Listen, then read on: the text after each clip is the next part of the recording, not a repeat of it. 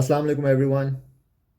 The most valuable lesson I have learned as an athlete and a tennis player is to respect everyone's religion, culture, and beliefs. Freedom of speech does not mean freedom to antagonize anyone, to disrespect someone's religion and faith.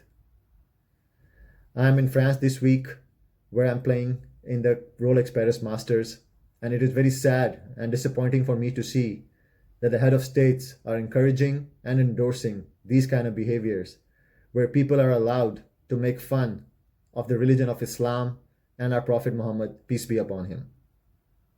These cartoons are unprovoked, while Islam only preaches the message of peace and to love and respect all the prophets. I will be wearing a white armband in order to show a peaceful protest all this week against President Macron's statement, and I encourage not just Muslim athletes, but athletes all over the world who respect all the religions to show solidarity, unity by wearing a white armband, and to create awareness to show that as a human being and an athlete, we don't respect people and countries who disrespect other religions.